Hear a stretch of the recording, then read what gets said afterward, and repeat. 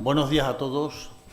Soy Francisco José Vázquez, soy el secretario de la Asociación Histórico-Cultural Tercio Viejo de Saboya y hoy vamos a dar comienzo al segundo día de las jornadas que tenemos programadas, de las jornadas extremeñas sobre los tercios. Entonces, hoy va a ser un día un poco apretado porque es el día central, no por la calidad de nuestros ponentes, que son todos extraordinarios, como van a tener la ocasión de ver, sino porque tenemos dos ponencias en horario de mañana y otras dos ponencias en horario de tarde. Entonces va a ser el día un poco apretado y vamos a dar comienzo a la presentación de nuestro segundo ponente, el primero de los que van a hablar hoy, que es don Antonio Carlos Campo López. Voy a darles una pequeña muestra de su biografía. Es doctor en Historia Moderna por la Universidad Nacional de Educación a Distancia, con su tesis titulada La presencia española al sur de Filipinas durante el siglo XVII. Estudio del asentamiento español en las Islas Molucas y su influencia en los territorios circunvecinos, que la hizo en el 2021. Está especializado en el estudio y en la divulgación del pasado español en Indonesia. Su línea de investigación ha sido sobre la presencia e influencia ibérica en Indonesia durante la Edad Moderna y de las relaciones entre la monarquía hispánica y los principales sultanatos insulindios. Ha escrito numerosos artículos en revistas especializadas: El Socorro de Maluco, la flota anual entre Manila y Ternate, que permitió la soberanía española en las Islas Molucas entre 1606 y 1663. También ha realizado numerosas colaboraciones en obras colectivas, como por ejemplo Enclaves Españoles en Halmahera y Sulawesi, en el archipiélago de la Especiería, España y Molucas en los siglos XVI y XVII, o al sur de Guam. Vínculos entre las Marianas y los archipiélagos meridionales durante la Edad Moderna, España y las Islas Marianas, una historia compartida. Es el autor de la web SpanishMolucas.com, que es un portal dedicado a la divulgación del pasado español en las Islas Molucas y el norte de Sulawesi. Entonces, ahora sin más que hablar, lo único que les rogaría que, por favor, a todos los que tienen la amabilidad de acompañarnos, que ayer tuvimos problemas con eso, que pongan los móviles en silencio, aparte de darles la calurosa bienvenida, y a todos los que nos escuchan por internet, que esperamos que sean de su agrado las conferencias que se van a dar en el día de hoy. Nada más, don Antonio. Muy bien, pues muchas gracias por la introducción. Gracias también a la Asociación Tercio Viejo de Saboya por invitarme a participar en estas jornadas tan interesantes, y en concreto a don Fernando Mogaburo, ¿no?, que ha sido mi introductor a estas segundas jornadas de los tercios. Y a todos ustedes por estar esta mañana de viernes para viajar o para intentar conocer algo que a día de hoy todavía hay bastante poco conocimiento, que fue la presencia española en uno de los rincones asiáticos. Todos más o menos sabemos que en Filipinas hubo un intenso periodo español, pero más abajo, al sur, en la actual Indonesia, pues también ocurrió durante casi 6 décadas, y es lo que ahora vamos a desarrollar. A partir de la instauración de una estructura militar, vamos a llamarla como el Tercio de las Molucas, y nos va a servir también para poder hablar de la presencia española en Indonesia, porque las Molucas fueron una base, una plataforma desde la cual también incluso se llegó a unas zonas más lejanas. La primera pregunta es ¿por qué Indonesia? Indonesia, evidentemente, era tierra de especias, ¿no? Y las especias desde la antigüedad, tanto en Europa como en otros rincones de Asia, tenían una gran demanda. Comerciantes de todo el mundo conocido iban a Asia por especias, pero dentro del grupo numeroso de especias, ¿no? Hay muchas en la India, el jengibre, también está la pimienta en Sumatra. Había una en particular, la que vemos ahí, el clavo de olor, que solamente se producía en unas pequeñas islas del norte de Indonesia, en las Islas Molucas. En ese pequeño espacio, unas islas bastante diminutas, tenían la suerte de que de forma natural sus árboles, los árboles que crecían en las faldas de sus volcanes, producían ese clavo, unos botones florales que se secaban y ya estaban preparados para poder distribuirse por todo el archipiélago indonesio y desde ahí pues al resto de Asia y de Medio Oriente y de Europa. Esto hizo que esas pequeñas islas ya desde la antigüedad fueran visitadas por muchos comerciantes, en primer lugar asiáticos y luego, como vamos a ver, los europeos. Aquí en estos mapas podemos hacernos un plano de situación de cómo se establecieron las primeras rutas comerciales, ¿no? Siempre las especias, en el mapa de la derecha se ve un poco mejor. Estábamos en un rincón muy apartado, ahí estaríamos con las Molucas y a través de dos rutas, una ruta norte iría a China, porque el clavo era muy demandado ya desde la antigüedad también en China, por los emperadores chinos que exigían que en su presencia la gente tomase clavo para suavizar el aliento, pero por supuesto la ruta principal era a través del norte de Java, iba a la península malaya, de ahí llegaba a la India y a través del Golfo Pérsico o del Mar Rojo llegaba al Mediterráneo oriental y ahí ya estaban los mercaderes italianos, genoveses, venecianos, también catalanes, pues llegaban al Mediterráneo oriental para vender las especias, el clavo concretamente, en los mercados de Europa occidental. Todos sabemos que la expansión otomana en este ámbito del Mediterráneo oriental hizo un encarecimiento de las especias, ¿no? Una subida de precio muy acusada y entonces fueron los ibéricos, los castellanos y portugueses los que, volcados al Atlántico, pues intentaron superar el bloqueo otomano para obtener el acceso directo a las especias. Y los portugueses pues fueron los primeros en lograrlo, ¿no? Aquí aparece la ruta de Cabral, pero anteriormente Vasco de Gama llegó a Calicut, a la India, y la gran hazaña portuguesa es que no solamente se quedaron en la India, sino que continuaron y llegaron a la península malaya, a Malaca, que fue un punto fundamental en la historia asiática. En el año 1511 los portugueses conquistan Malaca y un año después ya llegan a las Molucas. No fue fácil, Malaca les abrió la puerta de las rutas hacia las Molucas a través del norte de Java y fueron 3 embarcaciones las que salieron de Malaca, solo una de ellas llegó a Molucas. Sufrió un naufragio en el sur de las Molucas, en Ambon, y fue el sultán de Ternate el que llamó a buscar a los portugueses y los llevó a su isla. Esto también nos indica la importancia del sultán de Ternate, que era una entidad importante y tenía la curiosidad de conocer a unos portugueses que habían llegado en Asia y que ya tenían gran prestigio por haber conquistado Malaca. Fue la llegada de Francisco Serrao en 1512, la primera llegada europea a Ternate. Curiosamente, un compañero de batalla en el asedio de Malaca de 1511 de Francisco Serrao era Fernando de Magallanes. Entonces Fernando de Magallanes lo que hizo fue volver a la península ibérica para proponer a Portugal, al rey de Portugal, la posibilidad de ir a las Molucas por el camino contrario.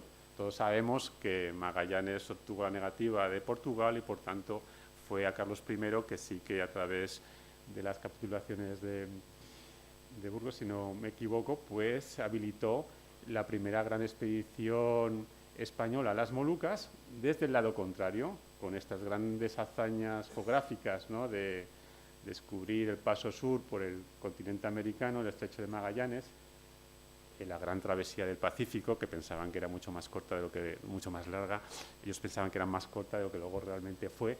Magallanes, todos sabemos que murió en Mactán, pero los supervivientes con Elcano y Gonzalo de Espinosa llegaron a las Molucas, llegaron a Tidore, la isla rival y gemela de Ternate, y 9 años después que los portugueses, los castellanos también se asientan en las Molucas. Entonces es el inicio de un nuevo periodo en la historia en Asia con la llegada de los ibéricos a estas islas. Curiosamente, hubo un problema. El Tratado de Tordesillas, que establecía de forma clara el meridiano por el cual se dividían los ámbitos castellanos y portugueses, no tenía el consenso de dónde se ubicaba en su vertiente asiática, el llamado antimeridiano.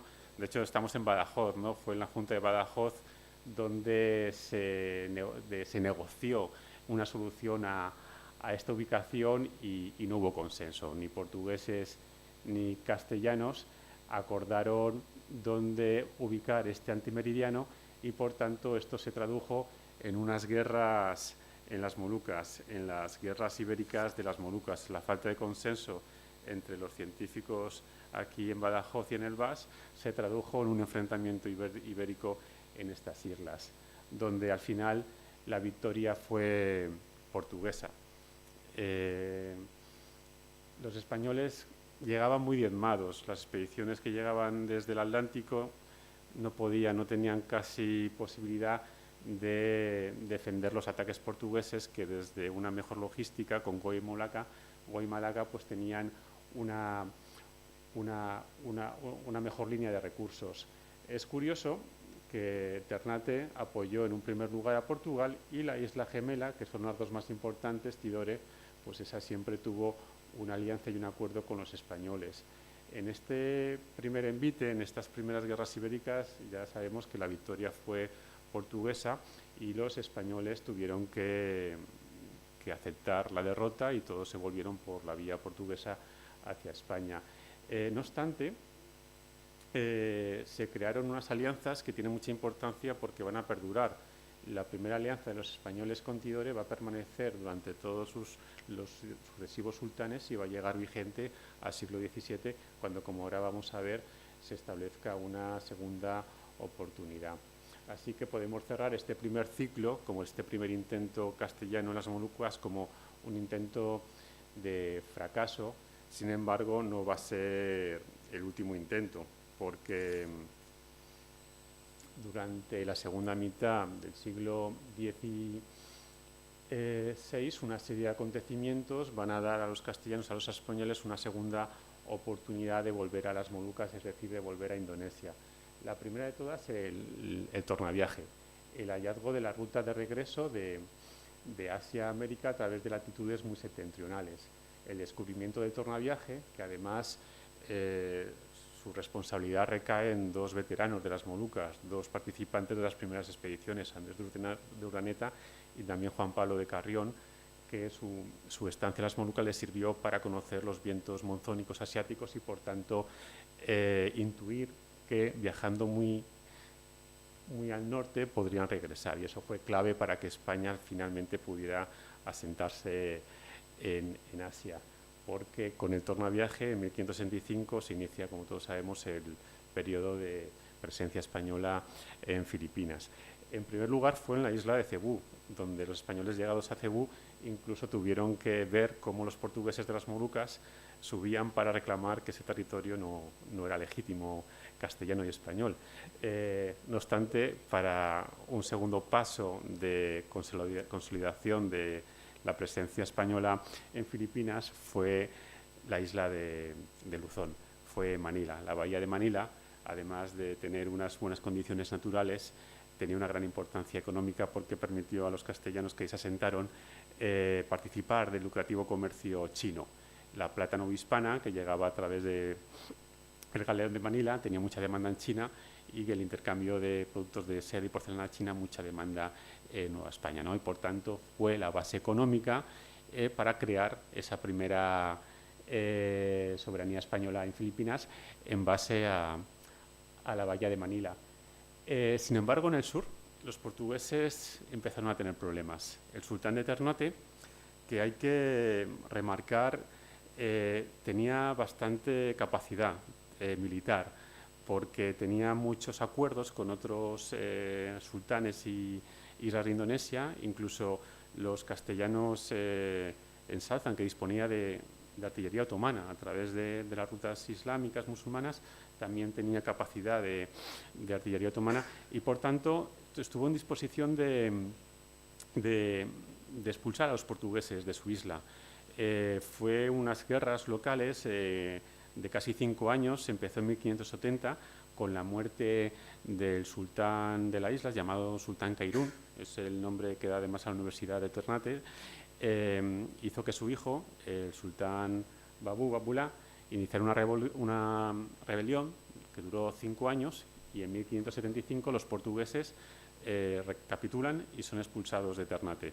No desaparecen del todo, se repliegan más al sur de las Molucas, en Ambon, y permanecen replegados, pero es un punto de inflexión. Las Molucas, desde la llegada de los portugueses, ahora retoman su poder, y el sultanato de Ternate se vuelve en el poder dominador de toda la región. Y además empiezan a haber visitas como inglesas. Francis Drake llega a Ternate y firma una alianza con el sultán de Ternate. Es decir, la amenaza local más inglesa tiene importantes consecuencias en el bando ibérico, toda vez que, como ya todos sabemos, Felipe II accede al trono de Portugal y ya desde Lisboa toma conciencia de la realidad de las Molucas, ¿no?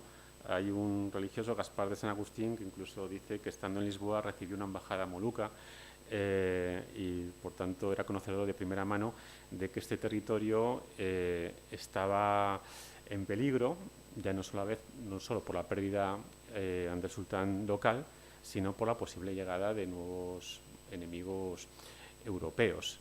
Entonces se toma la decisión de abordar una recuperación de las Molucas, pero esta vez, por cuestiones logísticas, ya no se va a hacer desde Lisboa, ya no se va a hacer a través del estado de India, a través de Goa y Málaga, sino que se va a hacer a través de Manila. Y es cuando ya España tiene una nueva oportunidad de retomar su sueño de las especias y de poder controlar este territorio. Tampoco fue fácil, fue una empresa bastante complicada la recuperación por parte de las Molucas desde Manila. Se llevó a cabo con 6 intentos diferentes. Hubo 6 expediciones de intento de toma de Ternate y solamente tuvo éxito, evidentemente, la última, la sexta. Las 3 primeras fueron en los años 1582, 84 y 85. Fueron expediciones desde Manila y iniciaron asedios sobre la capital de Ternate, y todos fracasaron porque son islas, además, con condiciones muy complicadas. Son líneas, en la línea ecuatorial están dispuestas, por tanto, humedad, además había falta de alimentos, no tenían los españoles en ese momento la capacidad de un largo asedio, y las 3 primeras expediciones acabaron en fracaso. Hubo una mayor en 1593 a cargo del gobernador Pérez das Mariñas, que incluso la encabezó él mismo en persona, ya con 3.000 integrantes para lo que son las unidades, el volumen de soldados de ese momento de Filipinas era muy grande, pero esta fracasó al salir de Manila. Los remeros de la embarcación del gobernador de Filipinas, de Pérez das Mariñas, se alzaron por la noche, decapitaron al gobernador, y esta vez la expedición no fracasó en Ternate, sino fracasó al poco de salir de Manila. La situación se complicaba. Incluso por primera vez, en 1599, los holandeses aparecen en Ternate, y es una primera visita que va a tener mucha continuidad, porque ya prácticamente todos los años, una vez que los holandeses descubren la ruta portuguesa, pues hacen una visita continua a estas islas, intentando cada vez más fijar alianzas con el sultán de Ternate y apoderarse de ellas. Entonces llegamos a la penúltima expedición, que se hizo un esfuerzo. Los portugueses de Malaca y de Goa y los españoles de Manila hicieron una expedición conjunta en 1603, y esta expedición sí que posibilitó un largo asedio en la capital, pero sin embargo, para la sorpresa de los soldados españoles, el capitán de la expedición era un portugués, Hurtado de Mendoza, levantó el asedio. Los españoles, extrañados de la decisión, la aceptaron. La excusa oficial del portugués es que tenía miedo de un ataque por la retaguardia de una flota holandesa. Los españoles indirectamente acusan de había mucho interés cruzado de los portugueses en las islas. No les interesaba que los españoles tomasen el control y que las islas pasasen a depender de Manila, porque recordemos que los portugueses llevaban ya muchas décadas en estas islas, muchos habían casado con mujeres locales, habían conseguido altos puestos de responsabilidad dentro de la estructura del sultán de Ternate y, por tanto, tenían beneficios comerciales. Entonces, en ese momento, la confluencia ibérica no tuvo muy buen resultado y la expedición fracasó, y en 1603 los españoles regresaron a Manila y el capitán portugués regresó a Goa. Pero finalmente se consigue. Finalmente, en el año 1606, los españoles conquistan Ternate. Es una empresa ya que se germina, se nace desde Valladolid. Felipe III, a través del duque de Lerma y sus consejeros, ya son conscientes de que para llevar a cabo con éxito la toma de las Molucas se tiene que hacer desde una empresa española. Se pone en marcha con un gobernador con gran experiencia militar, Pedro Bravo de Acuña, que tenía mucha experiencia en el sur de España, en el Mediterráneo occidental, también en la defensa de Cartagena de Indias, y sobre todo se le dan compañías suficientes para afrontar la empresa.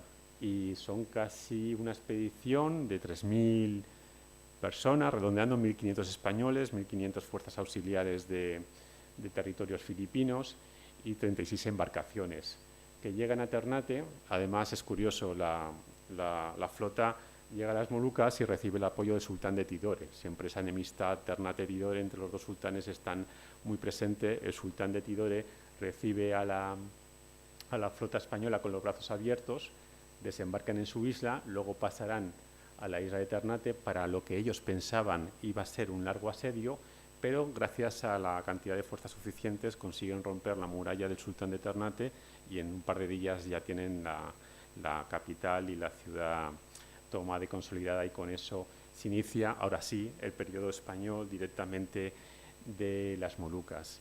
El éxito trajo mucha problemática a nivel de la monarquía hispánica. Estamos hablando que los españoles conquistan las Molucas, que en principio era un territorio que los portugueses siempre han reclamado como suyo, porque a nivel de los tratados, el Tratado de Zaragoza en 1529, que aceptó Carlos I, digamos, cedió a la corona portuguesa este territorio. Y bajo Felipe II, bien es cierto que se unen las dos coronas, pero en territorio asiático el Estado de la India y la gobernación de Filipinas siempre estuvieron separadas. Fue una especie de confederación, pero nunca una integración. Entonces los portugueses reclaman que estas islas tienen que ser devueltas a la corona portuguesa. Pero claro, todo el esfuerzo militar fue castellano, fue español, y además, desde un tema logístico, para su mantenimiento, que era lo más importante, era mucho más factible hacerlo desde Manila. Entonces se toma una decisión salomónica que, puesto que la empresa ha sido española, las Molucas van a ser gestionadas desde Manila, también va a ser mantenidas desde Manila, pero desde el punto de vista económico, el clavo que se va a rescatar en las Molucas se cede a Portugal, se cede a la ruta portuguesa, porque también era una ventaja económica que ellos necesitaban para poder mantener su estructura entre Malaca y Goa, y por tanto en esa decisión salomónica se estructura lo que va a ser el futuro de estas islas dentro de la monarquía hispánica. Incluso esta disfuncionalidad es llamativa porque en el terreno religioso las Molucas siguen dependiendo del obispo de Malaca, y a nivel de moralidad de los soldados del tercio dependen del Tribunal de la Fe de Goa. Es decir, soldados castellanos, españoles que están sirviendo en las Molucas dependen de los informes, de la supervisión de clérigos religiosos portugueses que proceden de la India.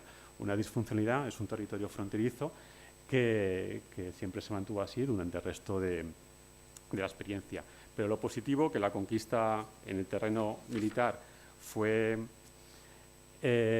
un éxito, pero la alegría duró poco, porque si hemos hablado que en 1606 los españoles conquistan Ternate, implementan y consolidan su poder, un año después llega una gran flota de la BOC. Recordemos que la BOC es la Compañía Neerlandesa de las Indias Orientales, que se crea en 1602 como una unión de las diferentes compañías de otras sociedades neerlandesas que operaban en Asia de forma independiente, y ya es una estructura comercial y militar de una gran capacidad, porque tiene prerrogativas derivadas de los Estados Generales, con la capacidad de firmar alianzas, establecer fuertes y tener una autogestión en los asuntos asiáticos.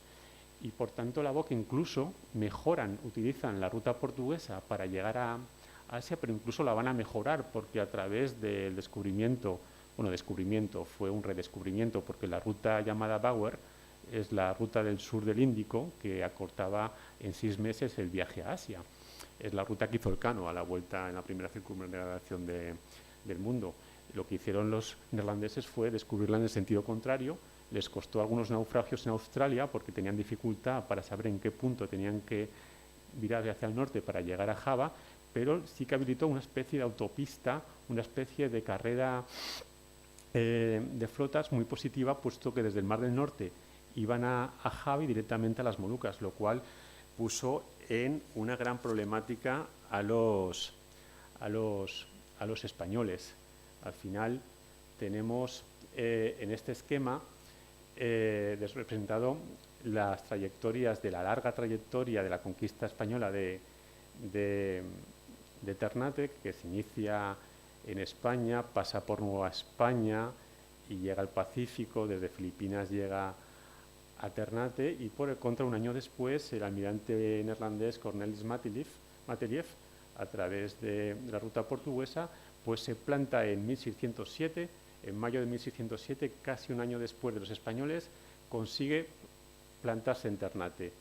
Los españoles, bien es cierto, tuvo el apoyo local, la flota holandesa, y estableció por invitación de los locales, estableció su capital en lo que ahí aparece como Fort Orange, que está a escasos 12 kilómetros donde estaba la capital española, Castela, actualmente el fuerte de Rosario.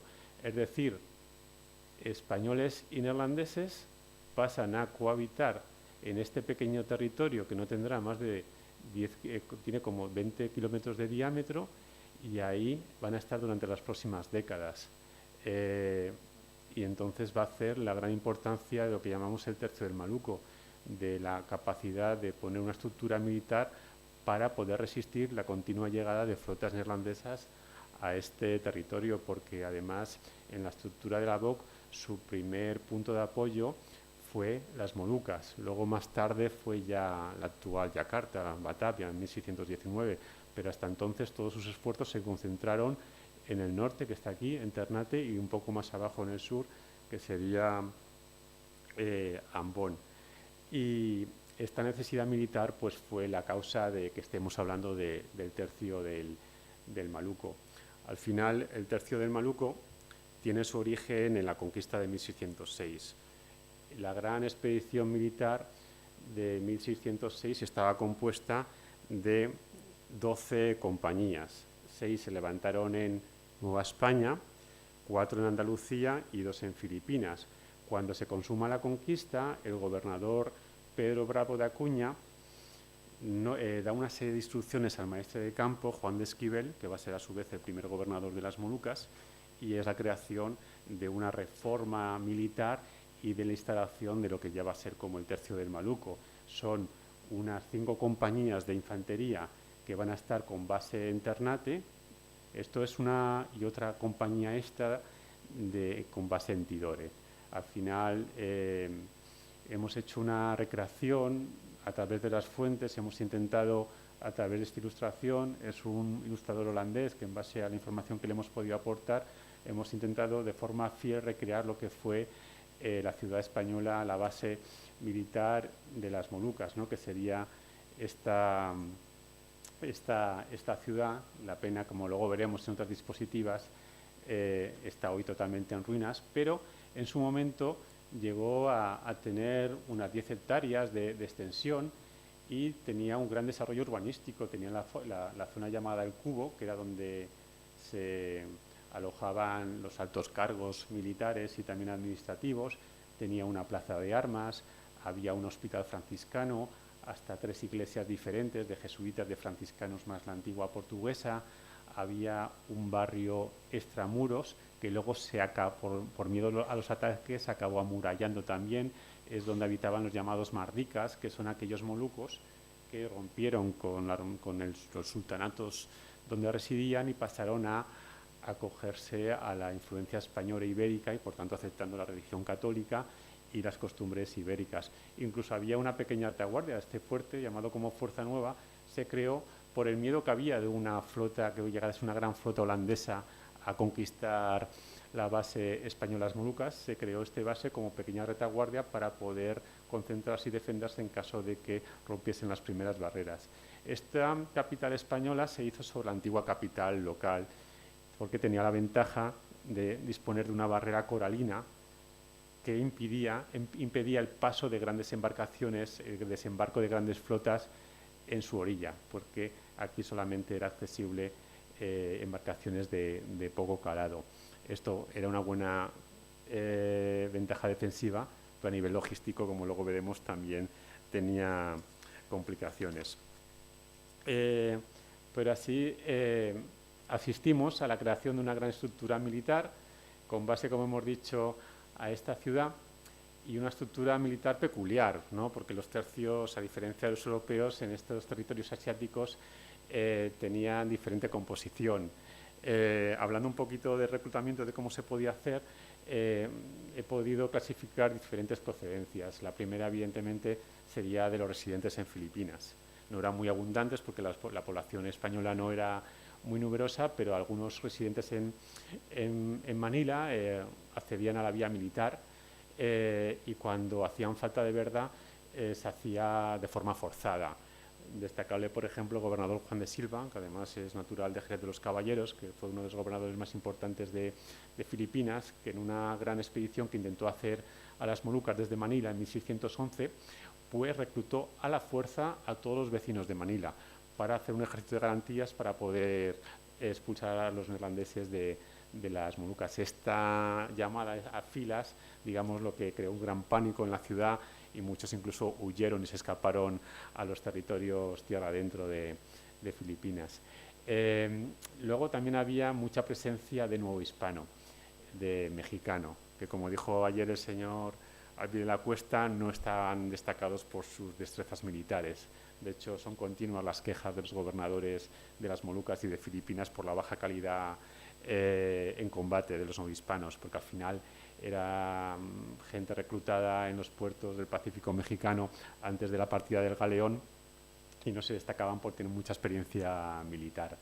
El elemento decisivo eran los soldados españoles que viajaban directamente desde la península. Esos eran los soldados más destacables, que además el problema es que no llegaban continuamente, sino estaban asociados a llegadas de gobernadores. Cuando un gobernador en Filipinas tomaba el mando, partía desde la península y se hacía con una gran expedición, con un gran número de refuerzos militares. Estos refuerzos militares llegaban a Manila y gran parte de ellos acababan destacando en Molucas, y eso eran los más valerosos. Incluso me llama la atención que se hizo, debido a la demanda militar, a la necesidad de soldados, incluso, por ejemplo, esta expedición famosa, porque fue la expedición de Baez de Torres, que fue la primera embarcación, fue pues, a las Islas Salomón, la inicial de Quirós, luego tuvo esta continuidad, que fue la primera que divisó el norte de Australia, el estrecho de Torres que lleva ahora su nombre, recaló en las Molucas antes de llegar a Manila. Pues gran parte de los expedicionarios se tuvieron que quedar a servir en Ternate. En vez de continuar a Manila y utilizar su gran experiencia acumulada a través de toda una navegación del Pacífico, pues en ese momento era más rentable que sean utilizados como soldados en los diferentes fuertes de las Molucas. Es una situación que nos hace ver la importancia que en ese momento tenía el defender las plazas de las Molucas por encima de intentar aventurarse en otras nuevas expediciones. Hablando ya concretamente del tema de organización militar de las Molucas, pues a través de la documentación es la estructura que siempre he podido un poquito destacar, ¿no? Siempre, por supuesto, el maestre de campo era la máxima autoridad militar, pero también civil, porque como hemos visto, el fuerte, la capital española, además de ser base militar de los tercios, también dio lugar a una estructura, en cierto modo, urbana, y había mucha población civil de mardicas, pero incluso había una pequeña colonia china y de otros territorios de Indonesia que pasaron a vivir bajo la órbita hispana, y por tanto siempre está esa doble dualidad. En la reglamentación se le nombra como alcaide castellano de la fortaleza de Ternate, pero también gobernador de la gente de la guerra de aquellos presidios, es decir, englobando a toda la sociedad civil que habitaba al amparo de los fuertes españoles.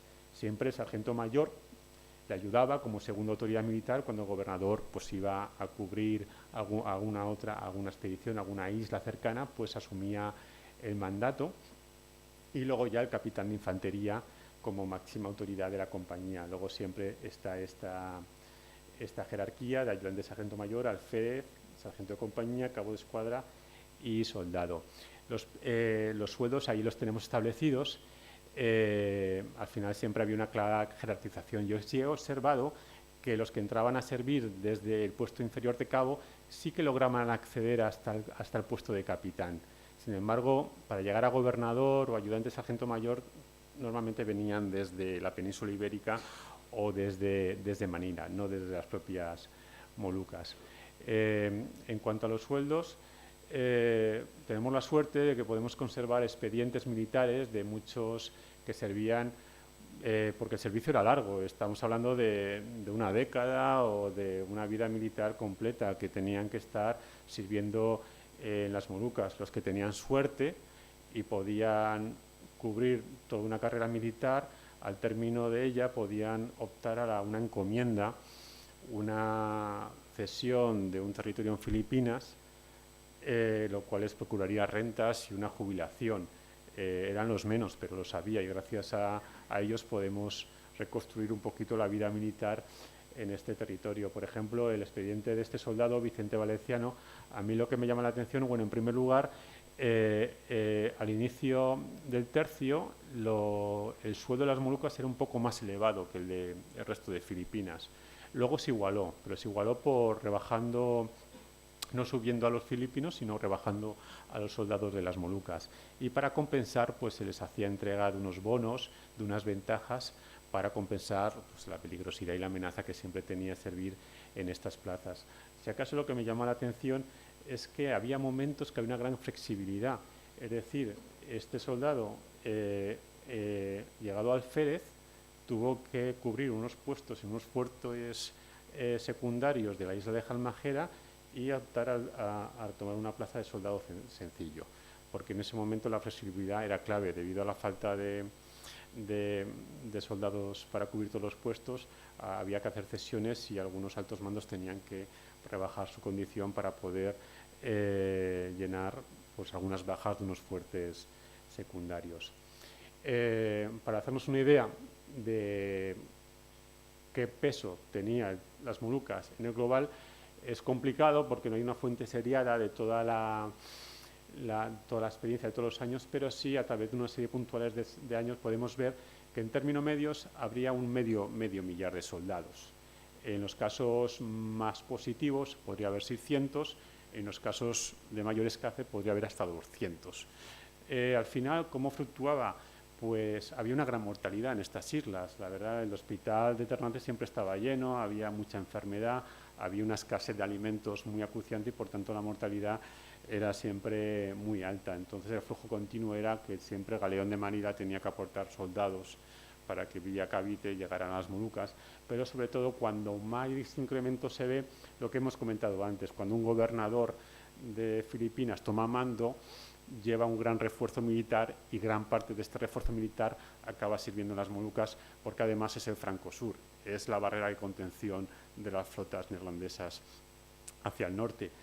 Filipinas se defiende desde las Molucas, por tanto las Molucas siempre tienen que estar resguardadas, y aquí lo vemos, estamos hablando que únicamente es el tercio de Manila el que puede igualar el número a las Molucas. Al final las fuerzas de distribución, quitando Formosa, que además vemos con qué número se defiende, casi mucho menor, pues se defiende Cavite, Manila y las Molucas. Ahí es el esfuerzo defensivo durante todo el siglo XVII. Hay una disminución, vemos, a partir de los últimos años. Eso es porque ya se firma la Paz de Westfalia con las Provincias Unidas y, por tanto, cesa la hostilidad y se puede rebajar el número. No obstante, el peligro no desaparece, porque cuando ya los españoles y los neerlandeses cesan las hostilidades, los sultanes locales se vienen arriba y empiezan a atacar a los españoles. Entonces todavía hay que mantener un número considerable en este sentido. Haciendo un número de porcentajes, pues siempre vemos entre un cuarto y un tercio, pues es el número de tropas españolas dentro de Asia que están asignadas aquí en Filipinas. Por tanto, es un considerable número que, vuelvo a remarcar, nos hace ver la importancia que tiene la defensa de este territorio para el conjunto de Filipinas. Los holandeses irían un poquito a la par. A través de la documentación holandesa vemos que el número de fuerzas en ambos bandos era parecido. Lo que aparece secundario son las fuerzas auxiliares papangas, de la provincia de la Pampanga en Filipinas, que siempre eran los ayudantes, tenían además compañías propias con su propio capitán y estaban siempre supeditados al maestre de campo y hacían las labores que llevaban mayor desgaste, como zapadores, los que más edificaban, los que más abrían los caminos, eran los papangos, ¿no? Siempre remarcable que los maestres de campo siempre en toda la documentación hacen mucho hincapié en que los soldados españoles tenían que tratar bien a sus homólogos papangos para poder sacar, digamos, adelante, ¿no?, todas las tareas militares. En el bando contrario, al final había mucho equilibrio de fuerzas. Por eso era tan importante que cada uno mantuviese la alianza con el sultán local, porque una quiebra de esas alianzas, si los españoles perdían el apoyo de Tidore o los neerlandeses el de Ternate, podía, digamos, cambiar de signo la situación, el equilibrio así establecido. Bien es cierto, hay que reconocer que los neerlandeses tenían un poquito mayor capacidad marítima, porque las flotas neerlandesas tenían mayor facilidad para aparecer en Molucas desde Ambon, desde Java, que los españoles desde Manila. Y por eso siempre en tierra los españoles, digamos, estuvieron sólidos, pero a nivel marítimo, por regla general, los neerlandeses son los que tuvieron la iniciativa y la ventaja en esta región. A nivel logístico, pues destacar que el tercio, hemos visto en la ilustración anterior dónde estaría el puesto español, pero además era un puesto que dependía de toda una serie de redes secundarias de fuertes, ¿no? Al final el territorio estamos viendo que era complejo. Estas son solo las dos islas principales. Había dos fuertes que sobresalían por lo demás. Aquí el fuerte español, y el que vemos en imágenes sería su homólogo en Tidore, ¿no?, que además estaba sobre la población local para controlar siempre pues el tutelaje, ¿no?, la política española sobre el sultán de Tidore quedaba así fortalecida siempre. Pero es muy curioso, ¿no? Es un cúmulo de fuertes que no tenemos tiempo para ir uno a uno, pero por curiosidad me gusta, por ejemplo, remarcar, vemos este fuerte, Sanlúcar del Rume. Este fuerte lo crea el gobernador español de las Molucas en 1618 por una petición del sultán local, porque quería guardar el puerto principal que está aquí, que además en la actualidad es el puerto principal de la isla. Cuando los españoles crean este fuerte, los neerlandeses desde aquí, desde el fuerte Malayo, lo están viendo y deciden contraatacar y edificar una fortaleza aquí en Kalamata, en esta posición de Kalamata. Este movimiento a su vez es visto por los españoles desde el Rosario y desde Ternate. ¿Qué hacen? Pues movilizar una expedición para oponerse a la construcción. Llegan por la noche, se quedan en posición de guardia esperando un ataque que no se produce, y al amanecer, al ver los holandeses establecidos en su fuerte sin atacarlos, pues deciden hacer un fuerte gemelo. Y tenemos el fuerte de Kalamata holandés y el fuerte de Kalamata español. Al final, por una política de hostigamiento, porque a la salida del fuerte, a por leña, a por agua, a cualquier salida, uno era víctima de una emboscada. española o viceversa. Los neerlandeses deciden retirarse y los españoles pasan a ocupar esta posición. Y eso mismo se da en estas dos posiciones. Hubo una gran expedición neerlandesa que ocupó un puesto español, el puesto de Marieco. Los españoles, bien que ceden en un primer momento, pero construyen un fuerte aquí llamado Marieco el Chico, y por una política continua de hostigamiento durante varios meses, al final los neerlandeses ceden y acaban abandonando. Por tanto, así es siempre este juego de posiciones, que en esta parece que el norte está en manos neerlandesas, el sur en manos españolas, todo Tidore está en manos españolas, pero desde un punto de vista más general, los neerlandeses tienen más fuertes, que ahora vamos a ver. Por rescatar alguna foto actual, aquí es el fuerte de San Pedro y San Pablo, que sería como una especie de fuerte en la línea costera delante del fuerte español. Vemos que el fuerte se conserva bastante bien, además los grabados de la época, digamos, reproducen lo que actualmente queda. Bien es cierto que una carretera, la carretera de circunvalación de la isla, cruza la parte norte del fuerte, pero bueno, a veces esto es muy normal en el mundo de las Molucas, ¿no? Que la división entre fuerte y no fuerte es muy difusa, porque hay muchas casas, viviendas dentro de los fuertes actuales. Aquí tenemos el fuerte de Kalamata, aunque esta construcción es posterior, esta la hicieron los neerlandeses para ya en una época posterior defenderse de un ataque inglés y del sultán de Tidore, pero marcaba la línea de separación entre la monarquía hispánica y la BOC en ese momento. Siempre vemos Ternate con un gran volcán, y si vemos todas las poblaciones tienen que estar limitadas un poco a la costa, ¿no? Aquí no hay nunca habitabilidad y siempre todo es a través de la costa. Incluso muchos españoles de fuerte a fuerte iban a través de la costa en vez de ir por la tierra, ¿no? Porque así les resultaba más fácil el transporte de mercancías. Este es otro fuerte. Al final pongo esto para ver que los grabados del siglo XVII en gran parte se mantienen con ciertos cambios, pero se mantienen en buena conservación. Este fuerte es holandés, pero fue fundado por un español. Al año de la fundación se perdió, pero se conserva también porque fue la residencia del sultán local mientras los holandeses estaban en Ternate. Y aquí vemos lo que comentábamos antes, ¿no? Como muchos restos de fuerte. Este es el fuerte de Marieco en Tidore, este sería el fuerte original, y actualmente parece que la base de esta población local se asienta sobre lo que en su día, hace 400 años, fue el fuerte español de Marieco, ¿no? Donde un baluarte hace de base para el barrio alto de la población, ¿no? Que es muy, como he dicho antes, es muy propio del mundo de las Molucas, que los fuertes se integren dentro del urbanismo local actual, ¿no? Lo que comentaba antes, ¿no?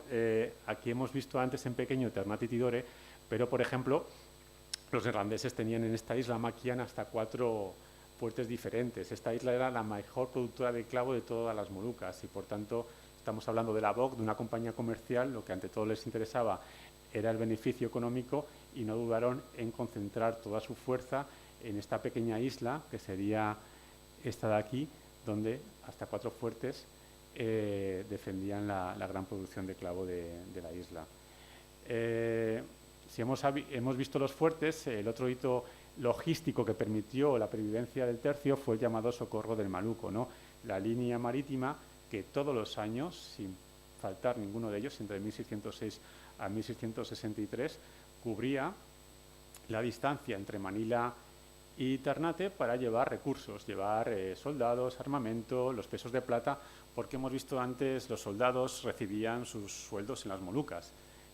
El dinero, el situado novohispano, el famoso situado novohispano que permitía el mantenimiento de Filipinas, gran parte, con un concepto de dinero remitido, pasaba a Ternate, a la caja de Ternate, que se creó una hacienda en Ternate, una caja vigilada y auditada por un contador para pagar a los soldados en los fuertes. Incluso el propio contador iba a los fuertes secundarios para pagar los sueldos de los soldados, y así es entendible que se desarrollaba una actividad económica, una atracción comercial en torno a los fuertes del tercio de las Molucas.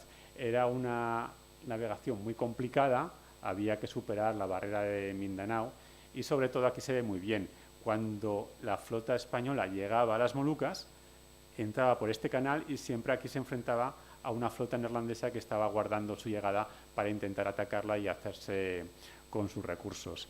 Para poder superar este peligro, pues hubo un gran número de tácticas que iban cambiando según iba la situación de cada momento. Tenemos desde una gran embarcación española que actuaba de tope, se acercaba a la flota neerlandesa para acaparar su atención y, mientras tanto, el resto de las embarcaciones ir haciendo entradas aquí en el puente del Rume de Tidore, o si eran de pequeño calado, ir directamente a Nuestra Señora de Rosario. Era muy importante la asistencia de galeras por parte española porque contrarrestaba muy bien los posibles ataques neerlandeses. Otras veces había grandes combates aquí en estas aguas, ¿no? Porque muchas veces la flota neerlandesa subía hasta aquí a esperar el socorro y los combates se producían como en un punto intermedio entre Ternate y Xiao. Xiao, que es una isla muy importante, fiel aliada de España durante toda esta época, que incluso hacía las veces de almacén. Muchas veces el socorro español, la flota española, descargaba aquí en Xiao y en pequeñas embarcaciones por la noche, incluso dilatándose hasta 2 o 3 meses, conseguía que toda la ayuda fuera entrando poco a poco en los fuertes españoles. Fue el cordón umbilical que permitió la asistencia del tercio, porque si no, no hubiera sido posible. Incluso, a veces, cuando faltaba la ayuda de Manila, por la no llegada del galeón, asumía la provincia de Pintados la organización del socorro y desde aquí se enviaba sobre todo el arroz para poder mantener a los soldados ahí establecido. Así que pues los dos ejes sobre los que se basa, estamos hablando de los fuertes que hemos visto antes y esta nueva flota que se creó.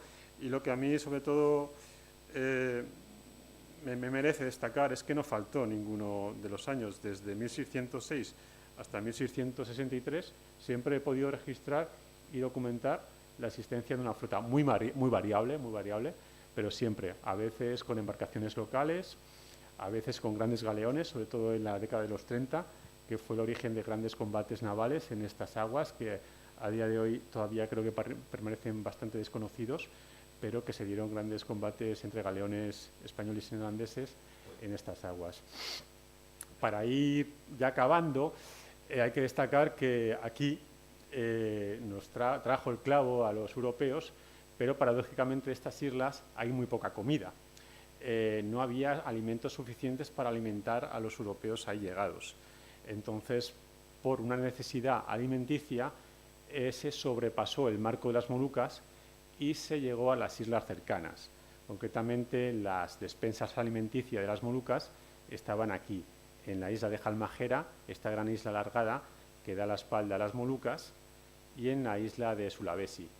Esta zona norte de Sulawesi, en el interior, con sus campos de arroz, eran los que podían proveer y compensar el arroz que también se mandaba desde Pintados.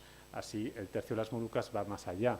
Es una unidad militar que tuvo que hacer muchas expediciones en busca de alimentos, en busca de crear acuerdos y alianzas con otros régulos de la zona para poder alimentar a las compañías ahí establecidas. Esta es la zona un poco acotada donde llegó la influencia de los españoles en el norte de Indonesia. Por eso es importante destacar que va más allá solo del norte de las Molucas, sino que se expande hacia todo el archipiélago, incluso a estas grandes islas, ¿no? Aquí sería el foco emisor y todo sería el círculo donde llegó la influencia, que fue todavía mayor. Halmahera, lo que hemos dicho, era la base alimenticia porque ahí estaba el sagú. El sagú es el alimento básico de las Molucas. Son unas palmeras que se cortan, se tramita, se elabora su masa con agua, sale una especie de harina y hace unos panes que a día de hoy todavía se consumen en la región, y entonces los españoles habilitaron unos fuertes para poder hacerse con los recursos del sagú. Los fuertes españoles, además, curiosamente, si nos fijamos, están asociados a la parte de la costa donde más fácil, donde más corto es el trayecto terrestre al lado contrario, que serán con los bosques de sagú. Fueron no muy... Los holandeses al final los arrebataron, pero evitaban la gran navegación por el sur o por el norte para ir al otro lado. Además, a nivel simbólico, los soldados españoles siempre tenían el empuje de los religiosos, ¿no? Aquí estuvo Francisco Javier en su primera etapa en Asia, antes de ir a China, estuvo en las Molucas, hizo un intento, estuvo poco tiempo, varios meses aquí en Halmahera. De hecho, a día de hoy todavía se conserva mucha población cristiana y entonces los jesuitas que estaban con los soldados en las Molucas siempre eran un lobby, una motivación para intentar establecerse y dar cobertura no solo de alimentos, sino también religiosa en este territorio. En el lado contrario tenemos a la isla de Sulawesi, donde se repite el esquema pero en el lado contrario, cambiando arroz, sagú por arroz. El interior de Sulawesi es rico en grandes campos de arroz y por tanto los españoles también establecieron aquí un fuerte, el fuerte de Manado, y también incluso llegaron al interior donde establecieron guarniciones. En este caso no fueron jesuitas, fueron franciscanos los que acompañaron a los soldados españoles y durante toda esta etapa también se establecieron aquí, en el norte de Sulawesi. De hecho, estratégicamente esta zona fue fundamental, ya no solo para los españoles ahora, sino cuando los españoles abandonan las Molucas, los neerlandeses ocupan su lugar y el arroz que obtienen de este territorio fue fundamental para el mantenimiento de la economía de las Indias orientales. Además, fue una zona de fuerte colonización neerlandesa. Dejando atrás estas dos zonas donde la influencia fue más grande, cabe destacar las Islas Banda. Hemos hablado de las Islas Molucas como las Islas del Clavo. En este territorio había otra gran especie que era la nuez moscada, la macis y la nuez moscada, es la misma especie, una es la corteza y otro es el fruto, y estas solo se daban en el sur, en las Islas Banda. Este fue un territorio que en un principio, durante el siglo XVI, estuvo influenciado por portugueses, nunca llegaron a controlarlo, siempre estuvieron allí por por tener permisos de los reyes locales, pero los neerlandeses cambiaron la situación en el siglo XVII y se hicieron con el control a sangre y fuego, como todos sabemos, de las Islas Banda. Destaco las Islas Banda porque muchos soldados españoles que defendían las Molucas acabaron trabajando como mano de obra de esclava en estas islas.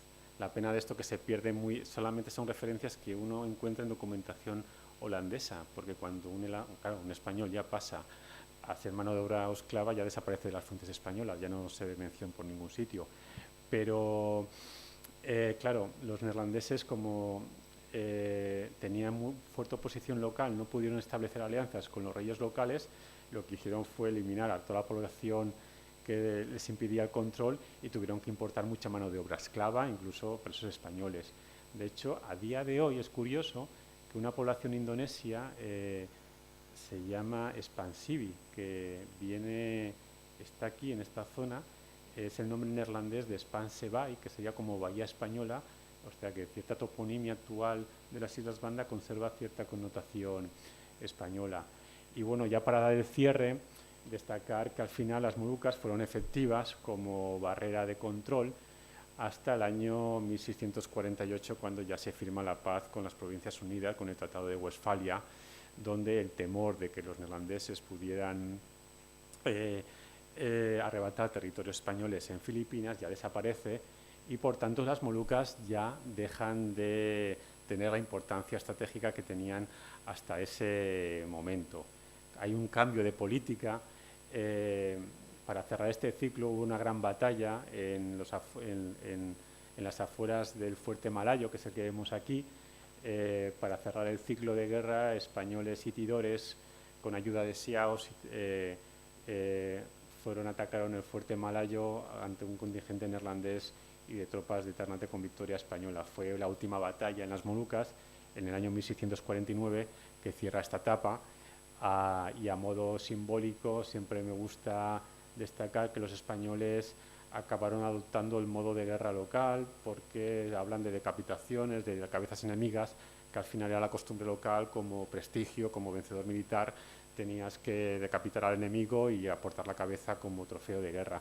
Pues en 1649 los soldados españoles adquieren esta costumbre, prueba de la importancia de la simbiosis con el mundo local. Tantos años luchando, también era fundamental tener respeto de la población local y no perder el prestigio por miedo a perder la alianza.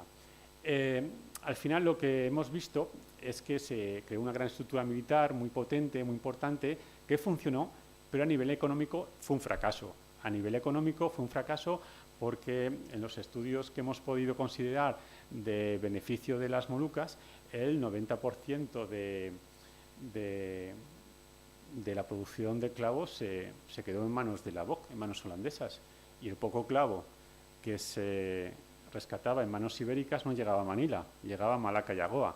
Entonces, las Molucas siempre fueron una fuente de gasto para la estructura española en Filipinas y de Nueva España.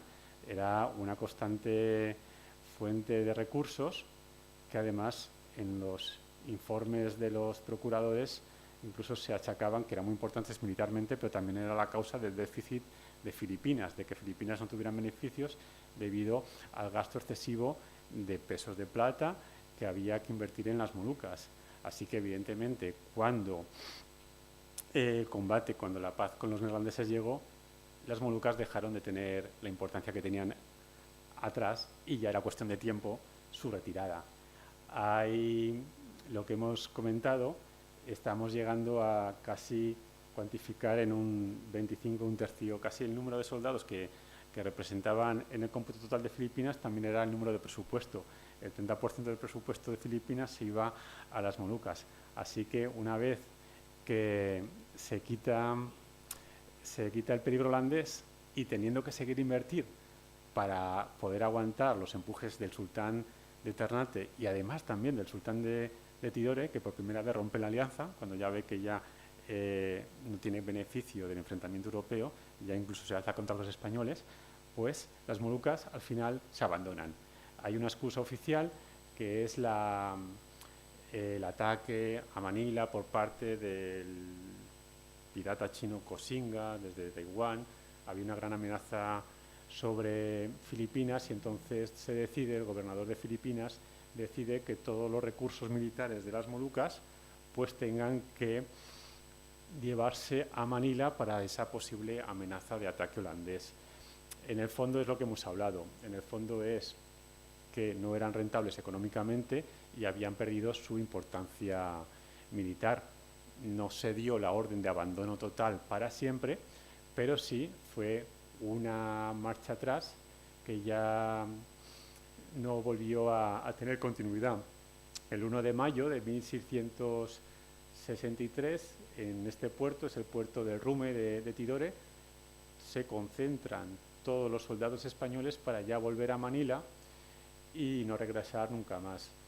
Además, como no querían que las posiciones españolas pudieran ser utilizadas por los neerlandeses o los sultanes locales, mandaron destrozar las principales fortificaciones y fue la gran pena, ¿no? Que no solo eso, sino que años después el gobernador neerlandés de las Molucas, temiendo que los sultanes locales pudieran utilizar los fuertes españoles para alzarse contra ellos, también subsidiaron el destrozo de los fuertes. Y al final lo que nos queda es un remanente muy pequeño de lo que en su día fue, que es la gran pena y la gran pérdida del patrimonio histórico hispano en estas islas. Ya como cierre me gusta exponer esta carta. Esta carta fue 100 años después de la salida de los españoles de las Molucas y es una carta de varios sultanes de las Molucas al gobernador de Filipinas para que informase al rey de España de la petición de que volviesen los españoles a las Molucas. Claro, los neerlandeses, al ya no tener rival, al no tener competencia, no tuvieron ningún problema para imponer sus condiciones económicas a cualquier sultán local. Los sultanes locales echaban en falta ese contrapoder echaban en falta ese poder europeo que les podía dar ayuda para poder tener mayor posibilidad de veto frente a las imposiciones neerlandesas. Y por eso esa carta, ¿no? Que al final es bonito porque en la mentalidad local todavía se veía como positiva la experiencia española en estas islas. En la transcripción, desde el punto de vista simbólico, pues por ejemplo le llevaron junto a la carta agua del aljibe de Tajula, del fuerte español de Tidore, con arena, y sobre todo, por ejemplo, no queremos otra nación más, solamente la nación española. Estaban diciendo, venir con tropas, venir con soldados, que si lo hacéis así, evidentemente podremos alzarnos contra los neerlandeses y retomar la situación anterior. No hubo continuidad, no hubo recorrido de esta carta, ya quedaba muy lejos, quedaba desde Filipinas muy lejano este periodo y no había suficientes recursos ni compromiso político para poder volver a enemistarse con otra nación europea. Bueno, por lo menos a día de hoy se ha intentado poco a poco retomar ante la población local este pasado que permanece oculto porque la gran administración holandesa posterior lo ha ocultado, pero como muestra de ello es la última visita del buque escuela Juan Sebastián Elcano. La embajada española posibilitó la instalación de estas 3 estelas en sitios emblemáticos, ¿no? Esta primera, en Santiago de los Caballeros, está en las puertas de la posición española en Tidore. Esta fue en el lugar donde desembarcó Elcano en la primera etapa española, y esta última en la capital española, en Ternate. Así que, por tanto, a día de hoy hay un trabajo de recuperación de memoria y, sobre todo, de que la población local pues recupere este periodo que ha permanecido tanto tiempo olvidado y que todavía permanece a nivel toponímico, ¿no? Podemos ver desde Castela, que así se llama, donde estuvo la última población española, con el nombre local de Castilla, todavía se conserva, se llama así, Castela, aunque es un pueblo ya muy pequeño y solo quedan las ruinas del fuerte, pero que va más allá de las Molucas, como hemos hablado, ¿no? Podemos ver, por ejemplo, en la pequeña isla de Sanguije, que está al norte de las Molucas, esta tumba. Es una tumba de un rey local, se llama Macán Raja Santiago, es la tumba del rey Santiago. Es un rey local que fue bautizado con el nombre de Santiago y, según la tradición local, fue educado en Manila. Esto ya fue posterior, esto ya fue cuando los españoles abandonaron las Molucas, pero todavía había reyes en el norte de Indonesia que querían continuar pues con la posición que hemos dicho a la BOC, y este rey, pues además, recientemente ha sido declarado como Pahlawan nacional, como héroe nacional de Indonesia, que es un estatus muy importante a nivel indonesio para revitalizar su figura y dar importancia a su isla, ¿no? Entonces es curioso que a día de hoy pues todavía tenemos reminiscencias de todo este pasado, ya no solo en las Molucas, sino como más al norte. De hecho, en la isla más septentrional de Indonesia, que está frente a la isla de Mindanao, hay levantada una estatua de este Raja Santiago como límite septentrional de Indonesia frente a Filipinas. Y tenemos ahora colaboraciones con la Universidad de Ternate para poder rescatar lo que fue los fuertes, que con la maleza han quedado bastante en mal estado de conservación, pero poco a poco. Este es un fuerte del norte de Ternate, el fuerte Cobo, que esto es muy reciente. Esto fue lo que nos mandaron hace unos meses, de una campaña que poco a poco pues van recuperando lo que ha permanecido durante tanto tiempo olvidado, porque esto ha estado oculto por la maleza del bosque hasta el año pasado, y gracias a este intento de trabajo de recuperación pues vamos recuperando esto, ya aunque sea por atractivo turístico para estas islas, porque además tiene un patrimonio histórico muy importante que todavía puede ser mucho más potenciado. Para cierre pues de esta conferencia, unas pequeñas fotos de lo que fue la capital española, de lo que vimos en su momento como gran base del Tercio del Maluco. Es lo que queda, son ruinas. Esta es la estructura de lo que fue en su momento el Cubo, lo que fue la residencia del gobernador, y esto sería el recinto que, como hemos dicho, sería de varias hectáreas, aunque a día de hoy parece es un parque en mal estado de conservación.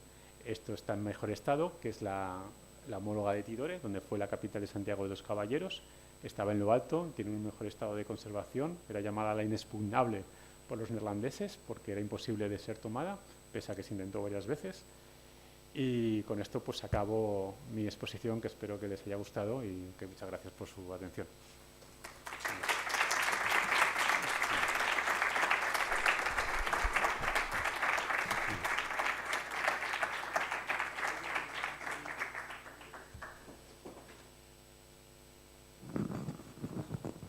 Buenas, pues si alguien quiere hacer alguna pregunta.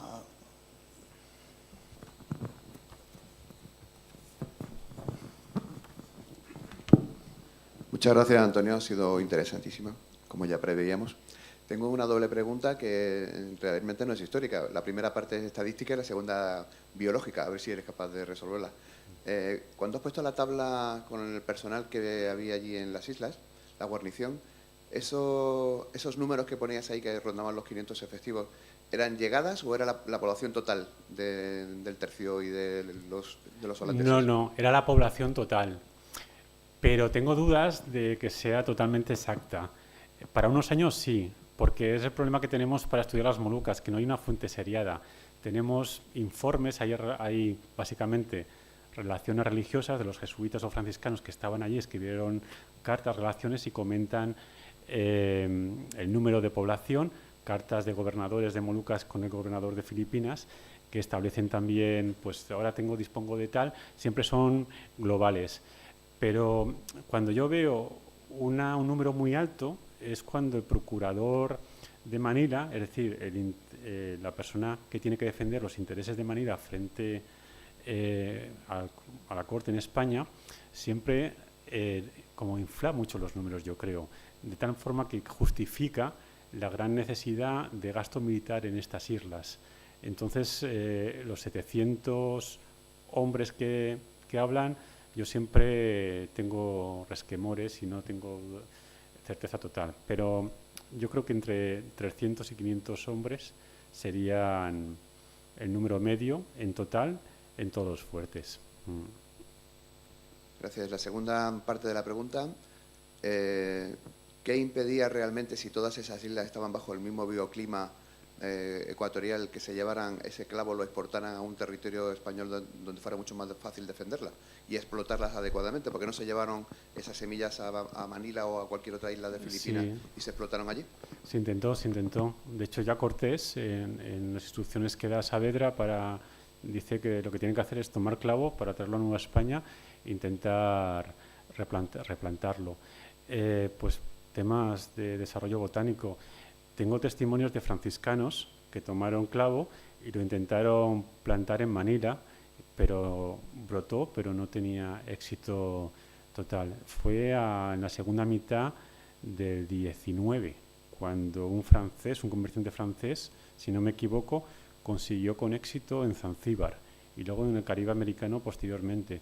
O sea, fue una cuestión de desarrollo de tecnología o de conocimiento botánico que se intentó varias veces, pero no fructificó. Los únicos que lo lograron fueron los molucos, porque el clavo en su origen era solo natural del norte de las Molucas, y los propios molucos del sur, los de la isla Lambón, ellos consiguieron plantarlo en el sur de las Molucas, y al final, por eso era el estudio que el 90% del clavo acabó en manos neerlandesas, porque las plantaciones de Ambón, de Ambueno, fueron las más importantes de todas.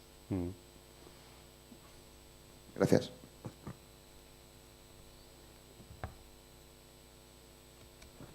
Enhorabuena, Antonio, por la conferencia. Y realmente mi pregunta es un poco peculiar. En el sentido, no sé si sabías que en 1609 se reclutan 2 compañías para ir a Ternate, de las pocas registradas que directamente se envían o se deberían haber enviado a Ternate, y además se reclutan aquí, en Extremadura, una en Badajoz y Alcántara y otra en Llerena. Y dada esa casualidad, no sé si puedes aportar algo más sobre esa cuestión, no sé si llegan o no llegan, sé la fecha, 1609, no sé nada más. Y no sé si sabías el dato o si puedes aportar algo más sobre los extremeños que terminarían allí en Ternate. Sí, qué curioso, ¿no? Pues no tengo el recorrido total. Por lo que me cuentas, si es en 1609, debieron glosar las grandes campañas de Juan de Silva en 1611, porque por cronología concordaría. Además, la conexión extremeña con las Molucas es destacable, porque hay varios gobernadores procedentes de Extremadura, ¿no? Jerónimo de Silva, que era primo de Juan de Silva, fue gobernador de las Molucas, y un Silva Figueroa también posteriormente. Siempre está el elemento vasco, hay muchos gobernadores vascos, pero luego también en segunda posición estarían casi los extremeños. Pero sí, porque la expedición de Juan de Silva de 1611 a las Molucas fue la que comenté, que hubo que hacer un reclutamiento forzoso, fue como el envite más importante que hubo desde la conquista de 1606. Entonces sí, me abres una buena línea de investigación para intentar ver si se acabó llegando, porque al final llegaban a Cavite y desde allí a veces se derivaban a Molucas o permanecían allí, porque además Juan de Silva luego ya tuvo su gran política ofensiva, que fue en 1616, cuando ya se quiso aventurar al estrecho de Malaca para ir contra las flotas de la Boca. Incluso en su idea secundaria era luego bajar por Sulawesi para llegar a Ambón, conquistar Ambón y volver a las Molucas. Así que por lo que me cuentas, yo creo que tiene que estar relacionado con Juan de Silva, sí. Pero me lo apunto para poder intentar saber algo más. Gracias. ¿Alguna pregunta más? Es que para proceder a la entrega de regalo y dar una pequeña pausa para que descansemos todos hasta las 12:30, que don Álvaro Soler será el siguiente conferenciante. Si alguien quiere preguntar alguna cosa más, pues se va a proceder a la entrega de un detalle también a nuestro conferenciante. Gracias.